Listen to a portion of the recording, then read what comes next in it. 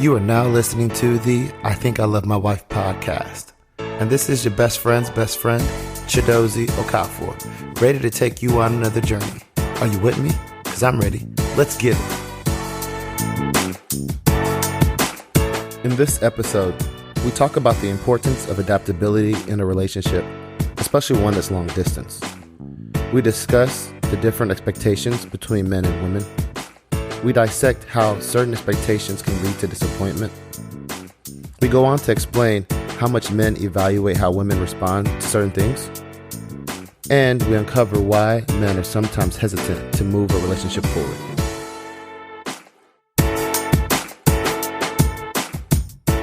What's going on, everyone? This is Chidozie. We're here for another episode. I got DJ with me. Say what's up, DJ. What's going on, folks? Man, it's been a minute. Man, I'm very happy to be here. It's been a minute since we've linked.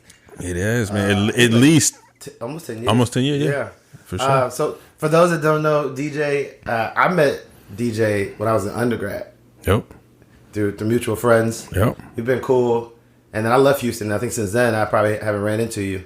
I thought we followed each other on social media, but we got reconnected through a friend. Yeah. I guess when I changed my social media, it didn't cross everybody over. But Gotcha. Good to have you. He's always been like a great spirit, great person, wise person. I would say this guy is super creative. Appreciate it, man. This is context to me just, you just see good people, you get excited and stuff. I just remember you and Phil. Oh, man. Back when you guys would just do the YouTube videos were, it was a good run because it was all authentic, organic, and we all been knowing each other since 2001. So we just recorded it and put it out to the world. Yeah, and then I know you used to post videos and you used to just make beats. Yeah. Just like playing around, just like your kind of how I decompress and how I just, my time. Absolutely. And I was like, man, this man's talented. You just start off. I think you were self-taught for a lot of it. Correct. Yeah. So I was just like, wow, this motivated me. Like I can just be teaching myself skills and stuff. Absolutely. This is the perfect time to do it. And so let's get started. Before we start, I want to, like every episode, toast. I say this time around, let's just toast to like the brotherhood and how small the world is. Yes. And how that proximity can strengthen your village. Absolutely. All right, man. Cheers. Cheers, brother. I know y'all heard the glasses clink. So I got Whistle Pig. It's his first time on it. I'm not it's mad aged at that, 6 man. years. One of my favorites. Yeah, that's good. It's smooth, no flavor, a little smoke. But let's get started. Let's get the context out so people that don't know you can get to know you and your relationship. And so, how long have you known your wife? I've known her since 2014. We randomly met, of all places, in Vegas. And it was not, everybody's like, oh, shit. No, it was a random connection. I went there for a bachelor party, and she was there. Of course. Right. And she was there for her 30th birthday party. We met before a pool party started. And so before y'all was lit, y'all was coherent at the time. Yeah, we was absolutely coherent, sober. And so we just kind of hung out kind of that weekend, and I said, damn, I think I just met my wife. You said it just like that? I said that, yeah, like. Okay, I mean, I have questions, but how long ago was that? That was 2014. So that was six years going ago. on 7 years ago. Yeah, and so almost a year to the date I proposed. Okay. From when you met her yeah. to that. Okay. Yeah. And so what was the exchange like? Sorry, let me stay on focus, man, because there's so much there. Okay. Yeah. So you met her. Mm-hmm. You leave Vegas. Aha moment in the plane. I think I met my wife. Right. What happened? I'm sure you got her information. Yeah, we exchanged contact information when we first met. Got it. And there was something different because I sensed that she wasn't from the United States. Okay. Here's why. When we met, my group of guys saw her group of girls. Her group was only 13. It was only 3. Our group was 13. Oh, y'all was deep. Yeah, we were super deep. Y'all like some vultures. So we were looking for our section, but we had got to the pool party way too early. Yeah. Right? And this is at Hard Rock. Mm-hmm. Right? So we got there way too early, and it was her and her, I think it was just her and her cousin, actually. It was just only 2 of them, matter of fact. And I think I was in the front of the group, so I waved at them, and they came right over and talked to us. And I was like, I just waved. Y'all came over here and talked. I said, where y'all from? I don't know what happened in America. I said, where y'all from? I said, y'all ain't from here, are you? Yeah. She's like, no, we're from Toronto. So I was like, okay, that makes sense. Because I had been to Toronto. Toronto's a cool city. Absolutely. Yeah. I had been there before, and I understood the culture a little bit more. You could connect on just that from jump. I did. So she said she was here for 30th. It was her first time in Vegas. Let me show you a good time. Right. We weren't even that forward. It was like, she said, well, we're going to go and look around the strip. This is our first time. She said, we'll be back. And I was like, yeah, okay. Sure you will. So fast forward like 3 hours. I'm chilling in the cabana in our section. Her and her cousin come walking back. And I'm like, oh, shit, she came back. So we just kind of vibed a little bit in the cabana. We smoked on a cigar, exchanged info on WhatsApp. I didn't really think too much of it. Yeah, right? It's one of those good experiences. One of those good experiences. So fast forward to that night. I go to bachelor parties to have fun, but I go to play poker to Vegas. Yeah, I feel you. That's my thing. Yeah. What table you on? I'm at the Bellagio playing a 1-3 or a 5-5, 2-5 game. I was just trying to see what kind of money you was dropping. Yeah, on the blinds. Not too high. We use a 2-5 or 5-5 game. That's my kind of game. So we go. The dudes take a nap. I go straight to play poker after the pool party. I'm sitting down and one of my dudes texts me, Steven. Yeah. And he texts me and said, hey, man, come to this pool party. I mean, he said, come to the club. We got to get there before 12. I said, man, I'm playing. I'll be there. He said, bro, you need to hurry up. Your girl from earlier at the pool party's here. Ooh. I was like, oh, gotta go. Cash me out. Appreciate it. So I cashed out and we had a good time at that party. Yeah. And one of the things that caught me at the party we went to, she was very decisive about what she wanted to drink. I said, what do you drink? She said, I'll have Johnny Walker Red with Sprite. It was just like, boom. It was like that, and it wasn't like no cliche drink. It wasn't a Cosmo or Sex on the Beach. It was something different. Yeah. Sparked my curiosity. Yeah. Piqued your interest a little bit. Yep. Okay, and so trip is over. You guys have information. Mm-hmm. Was it a build up to let's start talking? Let's just like be cool, keep in touch, or was it like I'm gonna try to see what this is? A little bit of both, and only because of the long distance. Yeah. Right. And and I would say this is me insinuating. You tell me if I'm right or wrong. Uh-huh. I believe most people. It's rare that you find someone that has nothing in the back, like nothing, no like. Someone they've been talking to just kind of chilling, loose strings. You know, it's rare that everybody's just cut. Right. So you didn't come in thinking you was going to meet. Hell no. And so you probably had some things that need to be. But actually quite the opposite. I had cut off everything a few months before that. Just happened that way. Yeah, it did. Okay. I was just so you was one of those rare cases where you didn't have any. Super rare. And I was like, and that, which was uncommon for me. Yeah. As it is for most single bachelors. Yeah.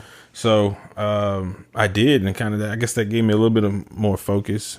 So we started off slow, just talking random, getting to know her, and getting to know someone from another country, even though they're the same race as you, is a little different because there's some customs. Norms are different. Absolutely. And there's a lot of stuff below the surface level that you have to get to know and understand. So I think maybe a month in, I think I made my first trip up to Toronto. Mm-hmm. And wild, but during the time we were dating to marriage, I went to Toronto 24 times. Okay, so within the year, you was like twice a month, pretty much. Okay, mm-hmm. I got questions about that. Talk to me. If I don't bring them up after we finish the context part, then remind me. But I got questions about the traveling piece. Fair. Okay, and so you mentioned it before. So you guys were kind of together before a year before you proposed. Correct. And so how much was it? How long was the friends getting to know each other to like, hey, we're doing this exclusive. Like, you're my girl. About 3 months. So within 3 months. Yeah. And I, before, these people listening be like, oh, it only takes this, DJ 3 months. I will caveat that there was something about this woman that he said earlier that he knew he wanted her. Right. It wasn't like, I don't know where she stands in terms of interest. He already had the interest. Yeah. But you also got to combine that with me just being ready. Yeah. Right. You being ready. And it could have been, and the situation is different because she was also long distance. So it could have been accelerated. Yeah. If she was closer and things like that. But I think sometimes people hear the dates. I think it's important to get context for, absolutely, how long were you guys kind of talking? Because there's a lot of gray.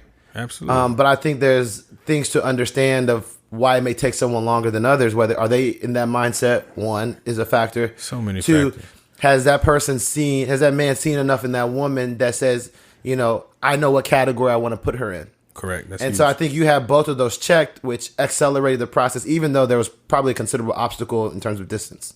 Absolutely. Okay, so you guys have been married now for 7 years? 6 years? 4 years. Oh, how long were you guys engaged? We got married in October 2016, so we just hit 4 years. Okay, so you guys were met for a year. Got engaged. And then the next year. So 2 years. Oh, yeah, so 4 years. Yeah. Do your math, man. Okay, so tell me, what do you do for a living? So I do oil and gas consulting. Okay, and what about your wife? She's in healthcare. Okay, nice. Yeah. And I think it's important to give people context for how people grew up. And so from a family standpoint, what was your, I guess, parent situation growing up and sibling situation? Yeah, so I am one of two boys. Okay. My younger brother is 6 years younger than me. Grew up with both parents. Okay. How long have they been together? They're married or just They're together? not anymore. Okay. Which is weird seeing having your parents get divorced when you're 30. Oh, wow. Or late 20s, I guess. Yeah, I mean, you've grown. Yeah. But they were married 30 years. Got you. Are they cordial? Yeah, okay. absolutely. Just okay. What about your wife? She was born in Toronto, raised in Jamaica, so she was about 6, moved back to Toronto. Yeah. And she was just raised by her mother. Got you. She only child or? She's got a sister. Older, younger? Younger sister. Okay. Yeah. Got it. Okay, cool. And then children-wise, like what does that look like for you all? Oh, so we've got a son, William. Okay. He'll be 3 in January. Young tight. He's gonna be women with hey, all these fellas that got little girls, watch out. He's gonna be a killer. Hide your daughters. He's coming. Yeah, hide your daughters. And we've got a daughter due next month. Oh, man. congratulations. Yeah, man. So. You're gonna be a girl dad and a boy dad. Do you feel different? I mean, it's not here. I will. I hear that I will. Got it. I felt different when he was born. It was surreal. Still is hearing. But like having a girl versus a boy, you think is gonna hit you different? I'm sure it do. I'm here. I'll be wrapped. All right. Yeah, I believe it.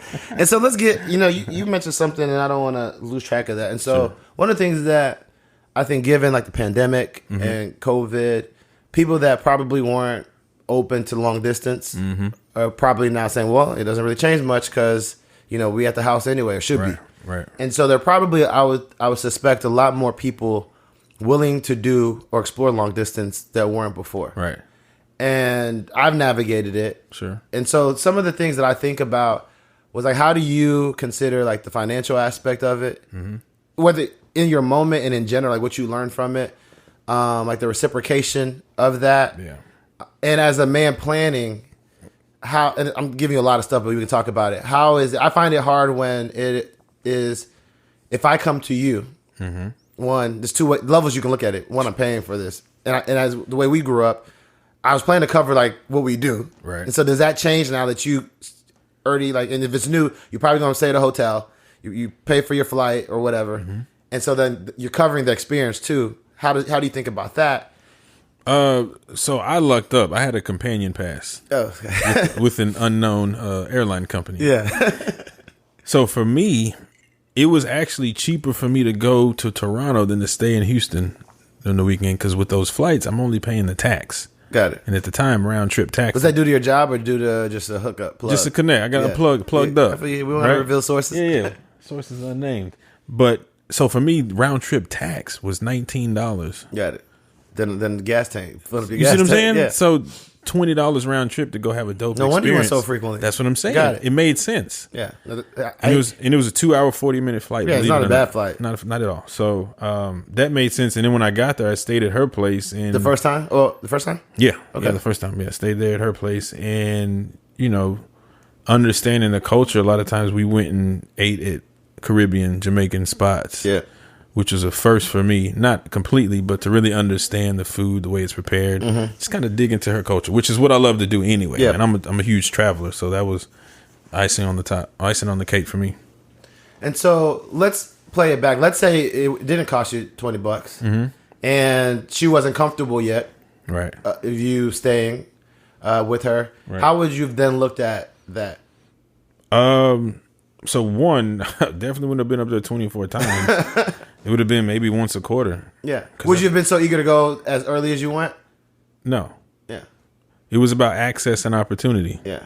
The opportunity presented itself, and I had relatively easy access to get there. And so I would say that's probably not common At all. And so, how do you think that would have changed y'all's dynamic in your in the pace in which you all progressed? If it took you less than a month to go, and right. you're going less frequently. I think, the beauty about the human spirit is we adapt. And as we're seeing now, the pandemic, when we don't have X, how do we create Y? Yep. So if you had taken away my X, which was accessibility and frequency, I would have found a Y, whether that's at the time was Skype and FaceTime or another way. So we would have filled the gaps of me not physically being there with some other. True. Right? But if not, was I dancing around that shit right there? Or? No, you wasn't. You fine. No, my job's to push. So you Fair. give me my job's Fair. to push. Ain't no wrong answer here. Yeah. As long as it's the truth, Right. I'm pushing because there are people, and just to get your perspective, right? Right. There are people that you meet someone, they're cool, and you may not have as much context or interaction with that person at the time. Okay. They don't live here, right? Mm-hmm. And there's you probably have female friends, or think about female friends in the past that not complain, but have points of frustration that all we're doing is FaceTiming, right? They want those interactions. Not that the guy doesn't want it, but I'm sure he's probably not tripping as much when it happens, right? Right. If sex is not like a priority for him. Sure. And so coming across that, like, do you think that would have been a barrier that you would have hit or had to navigate?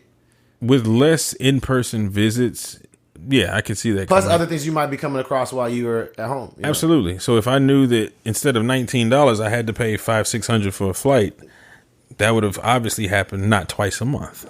So it would have been maybe quarterly. But at the same time, she was willing to come down here and visit from Toronto. Was that made known after you came, or was that already from jump? You knew she was willing, or well, she just stated it. She said, "Well, here I'm planning on coming to Houston. How do these dates work for you?" She led that. She threw it out. Yeah. Okay, and partly why I push and try to inquire how the dynamics went is because I think there's a lot of people, and I'm just speaking from a man's perspective. You can agree if yours are similar, that there's a lot of expectation on women to, like, this guy should be doing X, Y, Z. Right. And I think a lot of the times, at least people that I've talked to and that are married now, there's been a lot of willingness to give or be vulnerable, and those are probably not the best words. I think the best word is like take a little bit of risk, and like the outcomes may not pan out the way they want it on the women that are now married. And I think women tend to be risk averse when it comes to some of these things. And so whether it's showing themselves fully, whether it's coming out of pocket for stuff, whether they say I'm going to give and I don't know if I'm going to pour in and I'm going to receive on the end. I think they tend to be risk averse with that. And so because of that, they want to see before they give sometimes. I got you. And so I always wonder, especially in the dating, the beginning, like how that works out with people. Because I've thought about, like, even if it's a drive, if I drive up to a city, I don't know where stuff is in your city. I can't show you the same time I would like to show you. Right. If you were in my city. Right. And so for me, the preference is you come through, I got you when you get here. Right. I don't know if that's right, but that's typically been my kind of perspective. I'm going to show you the great time. Just get here. Sure. And that lets me know you're vested as well. Right. So for me, so let's rewind it back to Vegas. Yeah. There was another night we went out, and afterwards we went to gamble. Mm-hmm. We were at the room. Who's we? My wife and I. Okay. So we went to go gamble, and we got hungry. And I had been buying drinks before we were at the club. Mm-hmm. And while we were gambling, she said, well, look, you've been paying for stuff all night. Let me go grab the food. And even though it was just a couple slices of pizza, it kind of let me know where her head was, that, okay, there's some reciprocation here. So I jotted that down, took note. So fast forward to dating, I didn't have any qualms about her reciprocating my visitation or being an equal player in the courting or dating phase. Right. I feel you. So pausing there, because I think one thing that is not realized, probably because men are not as communicative upfront about things, is how many areas men are taking mental notes when they are interacting with women. Absolutely. And those mental notes oftentimes are indicators to where I'm going to put you, like what box in my life I'm going to put you. And we know that which box we're going to put you in extremely quickly. Typically. You may not know, like, to the degree. Not to the degree, but we know. You know, like, hey, you're going to be a jump off. That's all it's going to be. Okay, I know you're not that. I don't know where above that you're going to be, but you're not that. Oh, this has potential, but I may not know if you wifey yet. Right. You know, and it's not something I want to risk losing.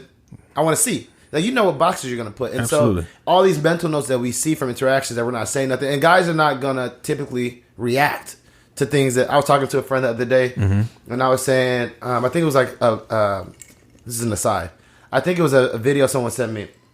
And basically these guys, I think a couple of them are married. I think they have a podcast. And they're talking about, that men enable women to be selfish, and it sounds triggering, right?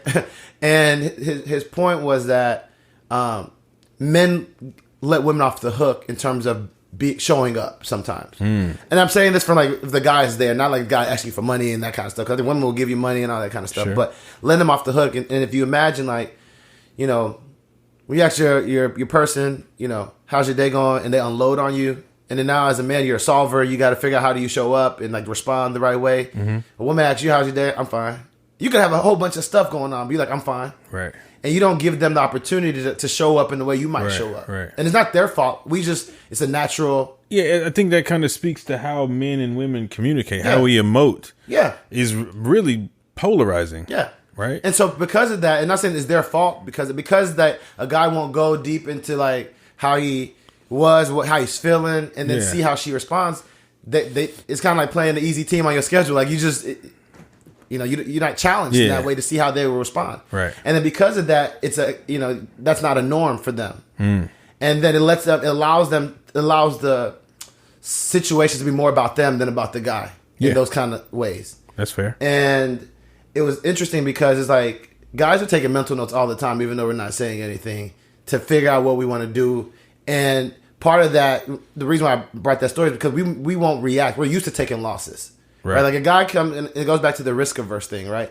A guy comes in knowing that, like, when he's shooting a shot, when he's interacting with a woman, when he's with a woman, he's probably gonna miss. He's gonna miss, or a lot of things may not go the way he planned it to go. Absolutely. And he has to adjust. Absolutely. A woman typically doesn't come in thinking that. It is, I wanted to go this way, it didn't go this way. I'm upset that it didn't go this way. Right. And then like the guy got to figure out how to make it work because our expectations are different. The guys come in and say, I want to do this, but it's probably not going to go my way because that's just the reality of how things go. I think a woman's typically, because the guys, the way we operate, we're there to like, the way we show up, we're trying to make it work for them. Right. You know, and I'm not saying this that women are inflexible and they don't do things. I'm just saying that because of that, their mindset is on like, my expectation is I want this, or I would like this to happen this way. Mm-hmm. If it doesn't happen, there's disappointment in that. Right. Where the guy may not feel the same level of disappointment because he's level set it that's probably not going to work out the way I planned it anyway. And that expectation is a theme that carries through marriage. Yeah. Right. And life to me, it's a lot of it has to do with power. Yeah. So watch this. I would say leverage. I said leverage changes. Power, because in a relationship, in order for you to be with a woman, she has to agree that the relationship has validity. Yeah. Will you be my girlfriend? If she says no, she says no. Right. You give even a phone number. Exactly. Social media, like just those the access points. So the woman is the initial gatekeeper. To the relationship. After that, we gain leverage as she seeks what? Marriage, marriage. Or is becoming more emotionally invested. Exactly. So the next step socially is what? Marriage. Right? Something, exclusivity. Exclusivity, proposal, marriage. Right? Yeah. We'll put that under the male shift in power. Then in a marriage, it tends to shift back to the wife, especially initially. She's gotten what she's wanted, checked certain check boxes. Mm-hmm. And so even in the marriage, there's this transfer of power that still continues. Mm-hmm.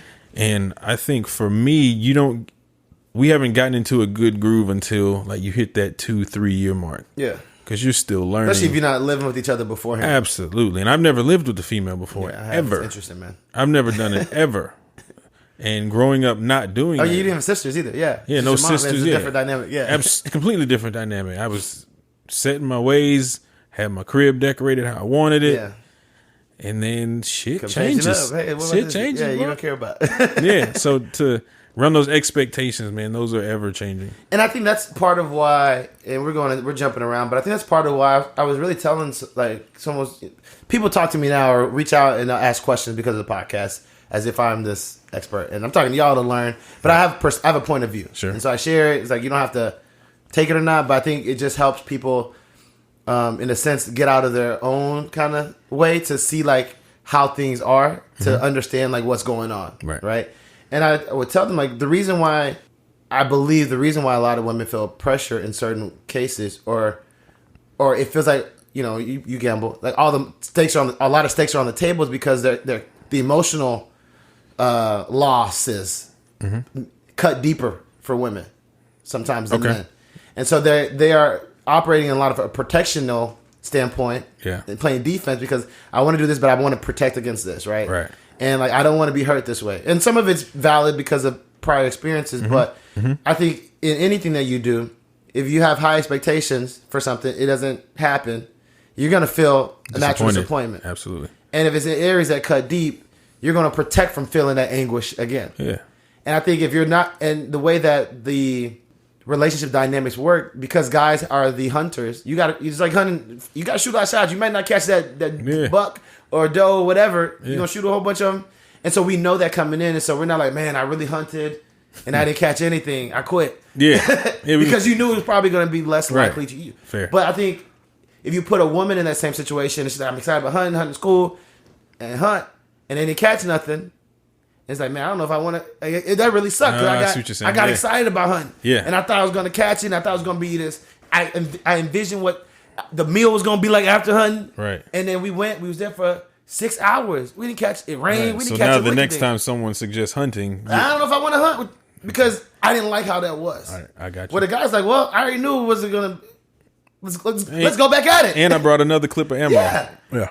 And so I think those expectations really impact how we proceed in things because they're coming at it oftentimes from like, and we create the environment where like, you know, because we think about like, what is she gonna like? Yeah.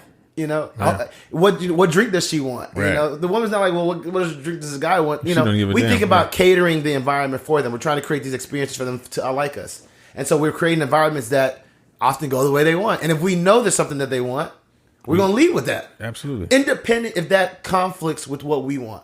You can go to you might be the biggest carnivore out there. Right. And you see a bad woman that you're interested in. She's vegan. That's vegan. You're going to go eat vegan. You're going to try it out. You will make it work. Even if that means you're going to eat before and then go and snack on something, you will make it work. Figure it out. I find that hard, especially in the beginning of stuff, that a woman...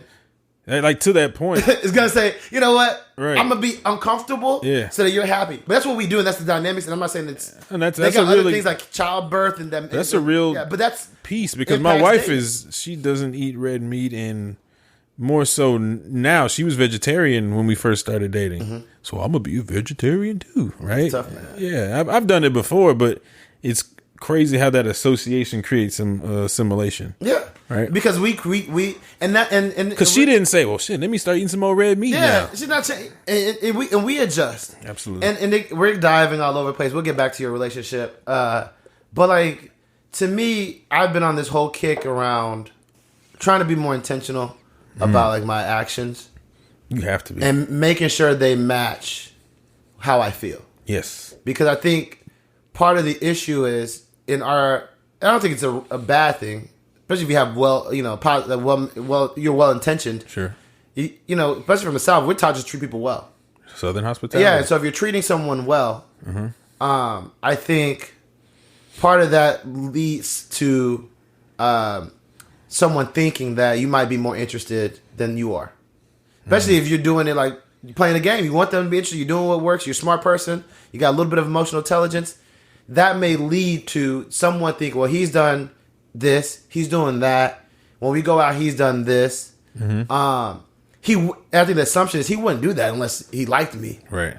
And I think there are people out there, guys like, if you look at the women you dated here, it was all a really good experience. Because that's just how you show up. Period. And I think it's important to, whether it's frequency of calls, whether it's the form of communication, one, you shouldn't do anything that you're not willing to do consistently. Yeah. And two, you have to think about what those things might mean if you're not emotionally there with that person, right? Yeah. Because that person might be receiving it a certain way, even though like it might mean nothing to you. Right. And so like, what are your thoughts as you think about that? In terms of like guys matching their actions with how they feel. Well, I think one thing for me is just being authentic all the way through. The result of not doing that can be expensive financially and emotionally. Yep. The emotional side is you could end up losing yourself in the process of trying to appease somebody. And although she may receive it, she may not even like the shit. Yeah.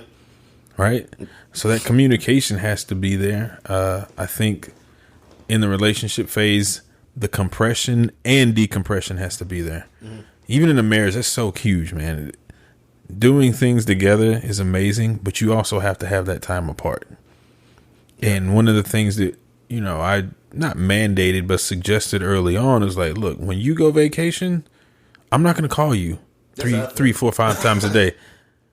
One root word of vacation is what? Vacate. Yeah. You set aside this time very intentionally to go to a place that you want to go to and have fun with, by yourself, with your friends, or whatever. I don't need to know, did you make it safe? Like, even if you didn't, why you wouldn't call me? You call 911 if you weren't safe, right? So go have fun. I'm not finna blow you up 3-4 times a day. What'd you do today? Like, I didn't talk to you. That was, you know what I mean? That's part of why I left.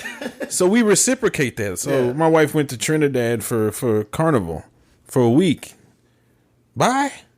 Go do it. And there's things she has to do on her own that I clap for from a distance. Yep. And likewise, if you don't have something that you do on your own and that she does on her own, it'll turn into competition. So for me, poker, music, creativity, I tell her, like, don't compete with those things. Those are part of the fabric of who I am. Mm-hmm. We met while traveling while I was playing poker. That's not just something I randomly do. It's very intentional. And I'm not going to stop. And I'm not going to stop. Yeah.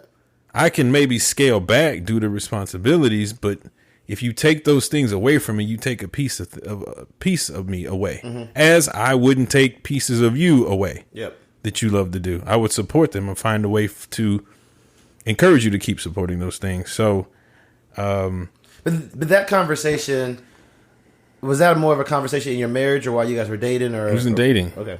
Like at that point when I got serious, I was like, there's things that I have to communicate early on. Mm-hmm. Whether those were baggage coming from previous relationships or things that didn't go well in previous relationships, I said, look, well, I got to communicate that now.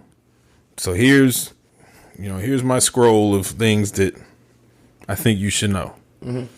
And one of those was really big around travel. I got the travel bug early, man. I always wanted to see the world. Yes, I remember I've heard about the Brazil trips. Costa Rica, Europe. Yeah, like I've heard. I found out, like, so for me, I didn't rush out of college to get married. Yeah. I was like, how many stamps in my passport can I get? Mm-hmm. How many languages can I learn? You know? So you've got to have those things in relationships and even when you're dating.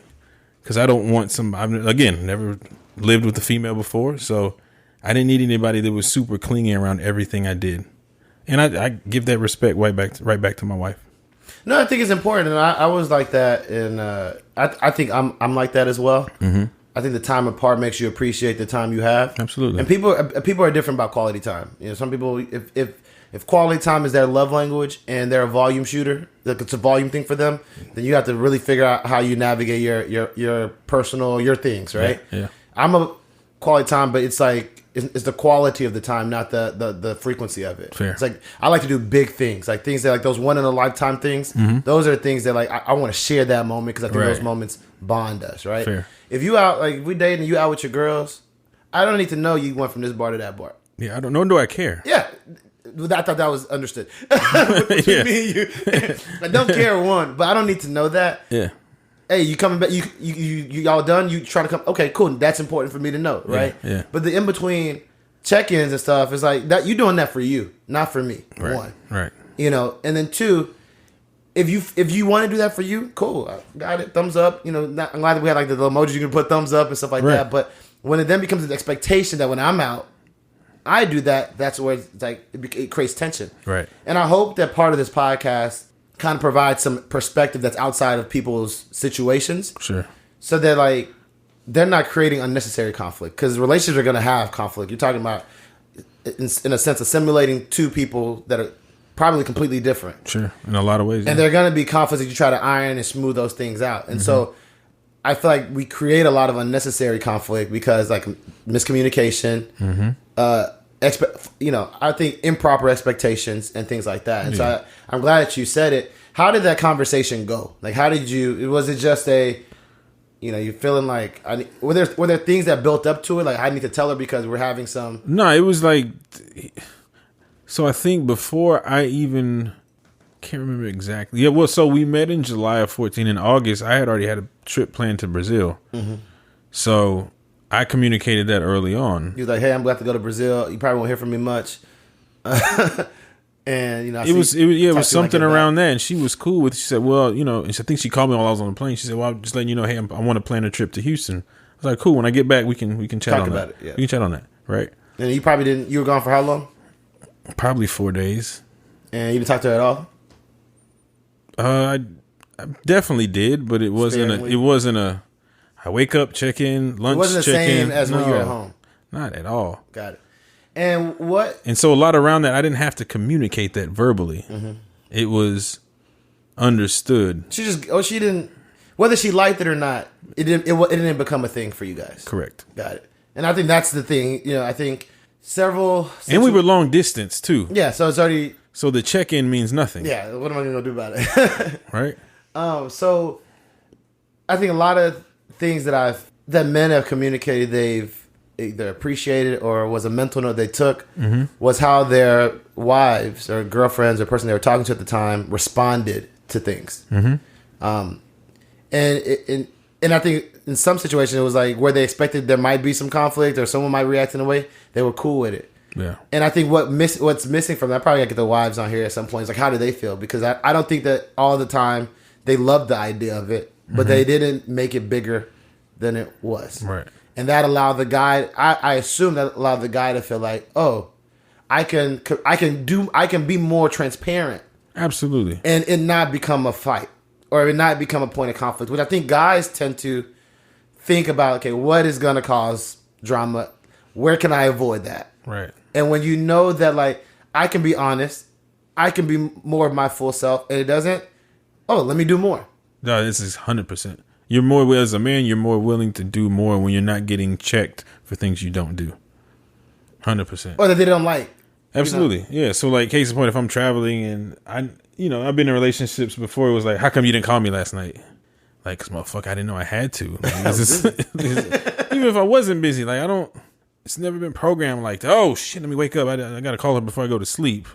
Like, I need a bedtime story or something, and it was never that for me. So I never just continued in that tradition. No, I get it. But I got to get a word in from my sponsor. If times are tough right now, then I know how important saving money can be. Sharper Services, an ACN independent business owner, works with its clients to provide great rates on all home-related bills like electricity, cable, and internet. Check out www.sharperservices.com. That's services with an S. To get a free quote and start the process to save money now. He provides this free of charge, it's convenient, and he makes things hassle-free. Tell him the podcast sent you and look for more details in the episode description. But back to the conversation. Hey, check me. You married, you where I want to be. If I'm wrong in this perspective, but that's why I tried it early on, not create. I try to balance the how do you grow a relationship, especially if you don't, like, you're not at the point where right? How do you grow and continue to get to know someone while operating in a sense of what is your norm? Like you said, I'm typically talk to you or people before I go to sleep, Right. but that is still kind of pushing the relationship forward. Yeah. Because it's also a relative world. And if Joe Blow is hitting the person up often, she's like, well, DJ doing this. DJ called me 5 times a week. You called me twice. Yeah. DJ must be interested. Right. But DJ might just be trying to smash. Yeah. Or he might be really trying to get to know you too. Right. I would bet both of them don't care to talk to you that much. That part. Yeah.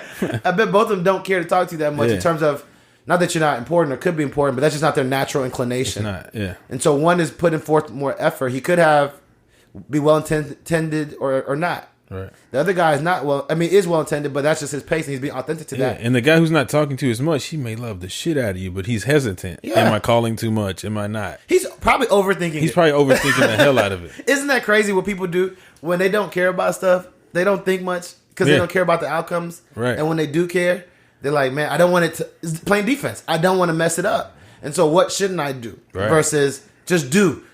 Right. And I think to overcome that, when you're just so grounded in who you are as a person and you're your authentic self, those questions, and I've learned that through relationship, those questions and hesitations become almost non-existent. No, I agree. People probably don't know this. When it comes to women, I've been shy. And I don't... It's just like anything. My job, half the time I feel like I don't know what I'm doing. Yeah. But I can go to my client and be like, I don't know what's going on. You fake it till you make it. Yeah. And I know, like, I'm like the Sean Livingston of basketball. I know where my sweet spots are to kill it. Yeah. I know where it's not. And so I don't really play in those spaces. Where I have friends that I admire their boldness. Sure. And I probably come off bold to them because there's certain situations that Yeah. I'm just gonna F how I feel. I gotta just operate. But how I feel inside is like anguish and all these different things. And it's one of those things like, you know, I tend to overthink it. It's like, yo, how is this gonna play out? How is this? And you know, Brandon. Brandon would always say, man, she like you don't even matter. Like, you know, because you're funny. Like, you talk to a woman and she'll be like, you know, you hear stories like, oh, that guy was corny. There's a lot of women with corny guys that are married. A whole lot.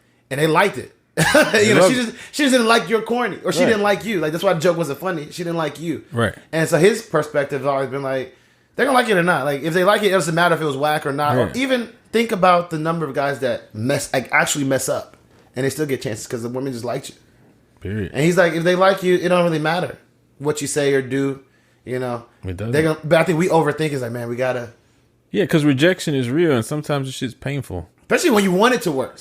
Absolutely. When you want it to work, it sucks. Like, think about like going back to school or applying to school or a program or something that you really want. Yeah, you don't get it. You don't get it. You're like, man, that sucked. Yeah. Versus something that like you didn't take much. I just do it. Whatever happens. Like the lottery ticket. Then you hit it. Yeah. You're like, oh, okay. Whatever.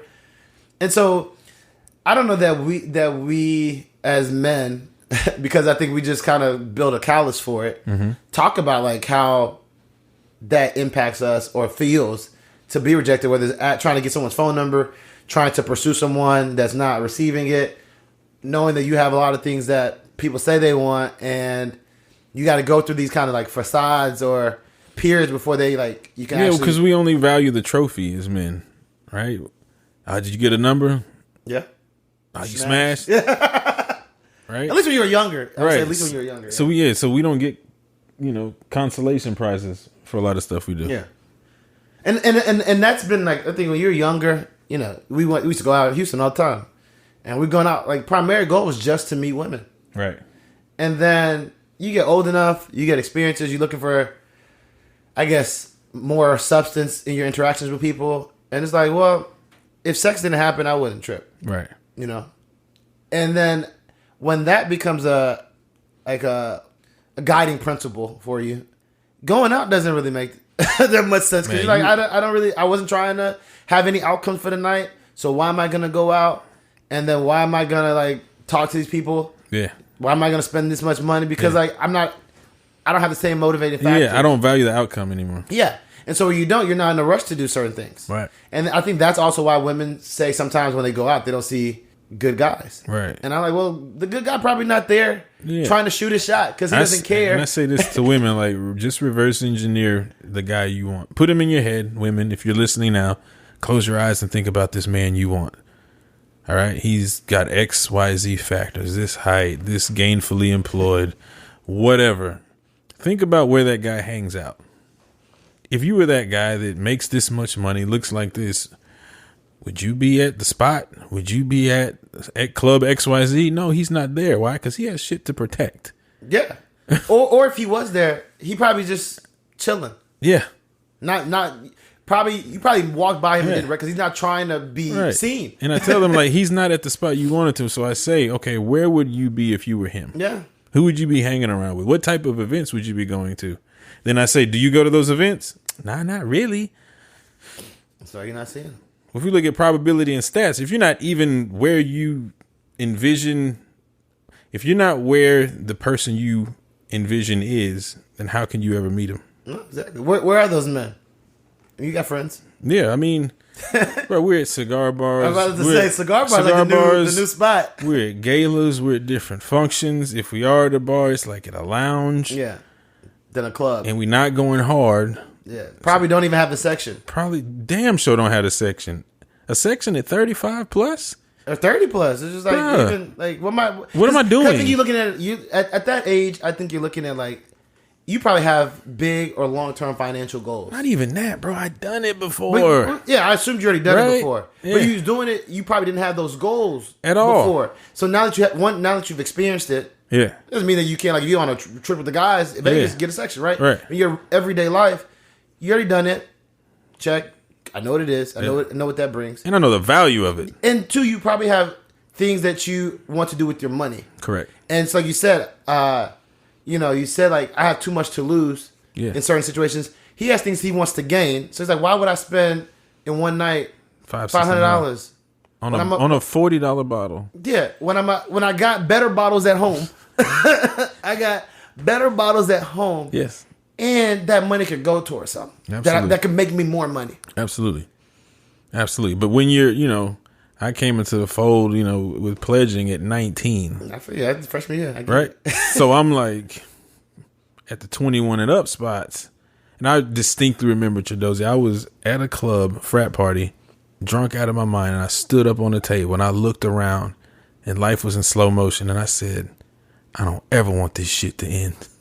And now you think about that as like, and I was like, I don't ever want this shit to happen again. Yeah. So it's the most polarizing thought. But that's again. A 19, 20-year-old mind speaking like, damn, I got everything right here.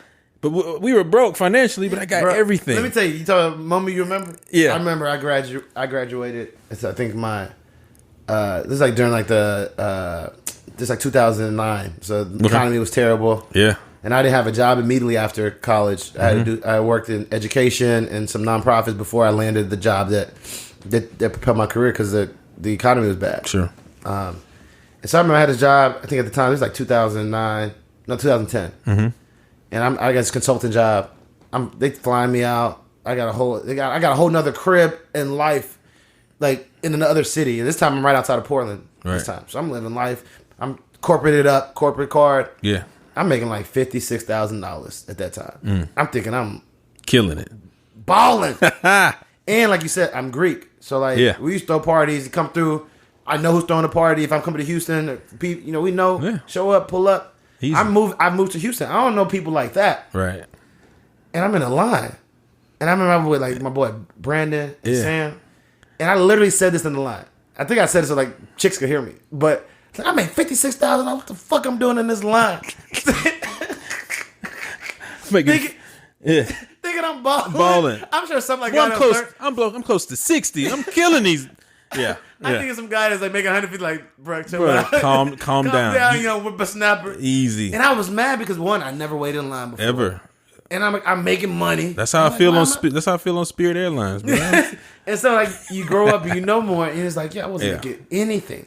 But I also wouldn't wait in line to go to a club ever. If I walk into a place, like if my boy's doing something, like if it's line, I'm going home. Or bro, come get me. Yeah, come get me. And if you can't, and it's not about the price. I pay whatever. Yeah. Just I'm not doing this. I'm not waiting in this line. It is just like when you used to travel for vacation or whatever, and it's like hey man, let me crash on your couch. Yeah. At a certain age, like I'm just not sleeping on nobody's couch ever.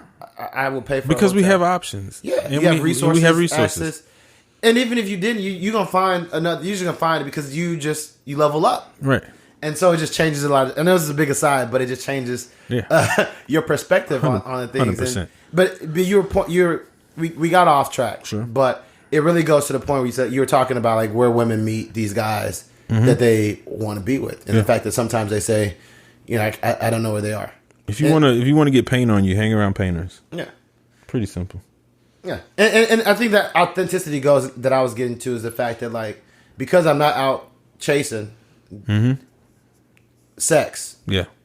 My rush to like try to impress someone is severely diminished. Even if I've met them, right? Yeah. Like I'm not like my mindset is not like let me do all these things right because this is the next thing. I'm just like I'm gonna be me, and I hope they like it on my time. If not, okay.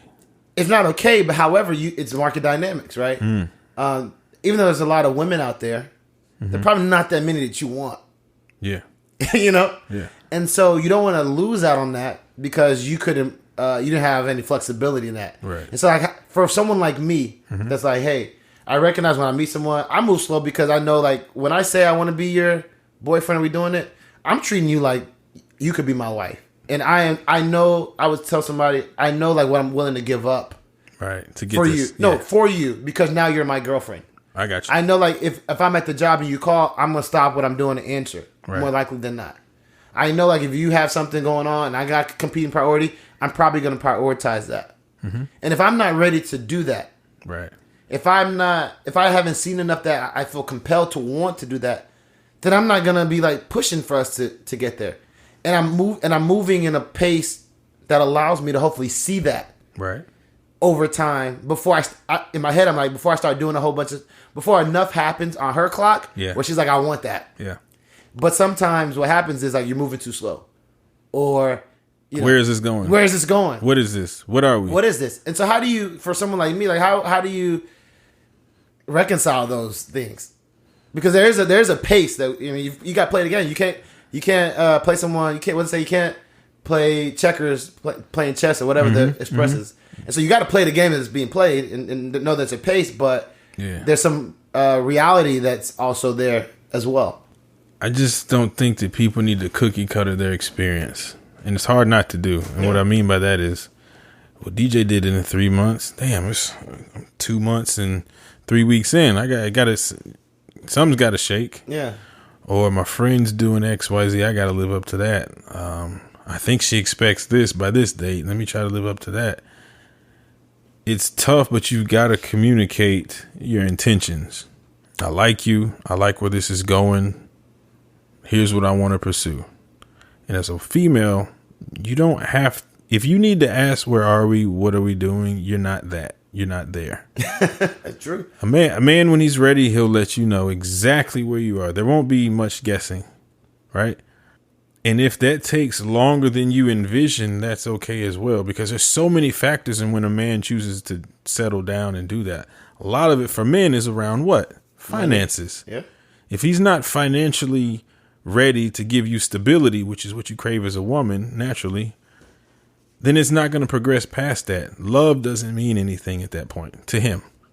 So until he's ready in his own right financially. Well, I mean, I know you're going with that. I'm reframing it, but you can choose to keep it the way you had it. I don't know that love doesn't mean anything to him. I think he knows that stability is a part of that. It's a huge. And men don't want to fail.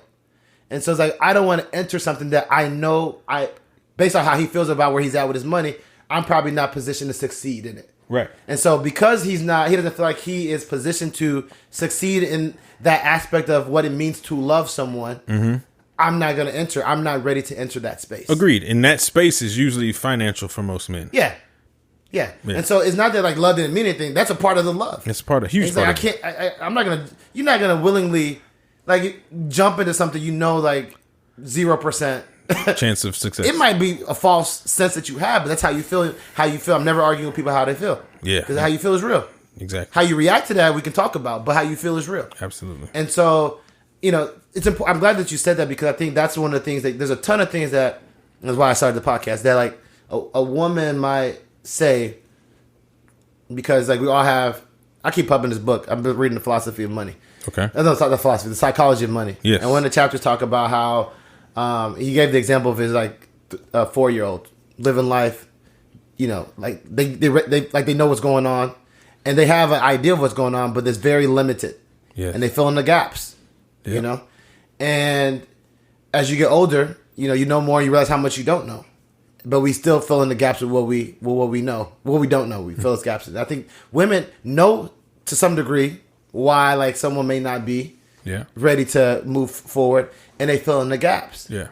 But my goal with this podcast is to expand what they know, because there's a ton of things that we as men are probably not openly sharing to help expand that knowledge.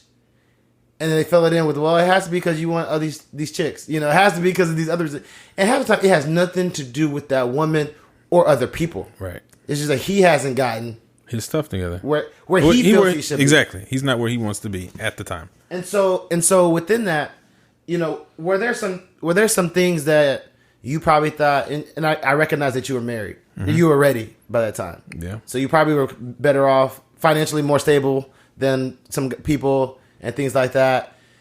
Just thinking about in general on guys, how important are some of those things? Not the feeling of that, but like being there, Or being at the point financially. Yeah, and all that. Because I've had people that said like, I knew that this was the woman I wanted to marry. And he's like, if I had just pulled the trigger earlier, how much could have we done if we combined our resources than me trying to get there on my own and then doing it? And so that was, I would say that was a point of regret, but that was like a lesson looking back, like Vision 2020, hindsight 2020. Sure. Yeah, I probably wouldn't have tripped as much about getting to this point in my head that was critical. Right. Are there things that you think about now that like looking back, you're like, not necessarily for you, but just in general that, that guys think about or consider that guy listening to this as like, man, I gotta get all these things in place. It's not that serious. Yeah, and there's a lot of societal factors, especially with social media. Bruh. when we wake up and first thing we see on our phones is really your Explore page is a big clue to who you are as a person. It's a trap too. It's a trap, right? It's like Netflix. Don't watch a movie you don't like. Yeah. Or someone watch a movie on your thing because they're just gonna throw some stuff you like. Yeah, and it's not accidental what you see and wake up to every day, and you can't help but subconsciously try to aspire to those things. And whether real or not, you look at those things and say, well, I don't have X, Y, and Z, therefore I'm not ready. Or you look at your married friends as a single man and say, damn, he's got this, he's got that. But what happens is a lot of times we're in this microwave popcorn society. Right. I've been calling this Amazon era. Yeah, I need it now. I need it yesterday. Yeah. And it better be free. Yeah. And if I don't like easy. And convenient. And convenient. If it's not where I want, I'm sending it back. Yeah. And I want my money back. Cancel. So, subscription model. Like absolutely. So I didn't like it. Cancel. So a lot of times there's this lack of understanding how important it is to grow individually and together. And it's not always intentional, especially from a male's point of view. A lot of times we just want to be there. Whatever our version of there. For you in the line, it was $56,000. You were there. I thought it was. You thought you were there, right? Yeah. So at the time you were, quote unquote, I'm doing my air quotes, y'all, ready. Yeah. Right? That level of ready changes for every man, but I guarantee you it's based on something he's seen and wanted and doesn't have at the time. And it's scary for us because we know that if we're in a position to be with someone we really, truly love and can't provide, it's sometimes some of the basic needs, we feel less of a man. And it's a huge blow to our egos. Man, I get it. And unfortunately, it's probably going to be a blow to our audience, but I got to wrap it up. I want to thank you for your time. I want to thank the listeners for supporting the podcast. Join us next time. We'll continue the conversation and talk about the male ego and where we have to check it. We'll also spend some time talking about how men deal with breakup and how we view taking steps forward. We'll also discuss how the feeling of knowing you have the right person can trump some of the things or rigid rules or approaches that we have, as well as balancing the time to cultivate a strong foundation with the expected pace of commitment or exclusivity. I want to thank you again. I appreciate your time, DJ. I appreciate the listeners. Make sure you're following us at Think Love Wife on Instagram and subscribe to the podcast on your platform of preference. Be sure to tell a friend and please make sure you leave a written review if you have Apple Podcasts. Until next time, you know what it is. I hope the conversation keeps going.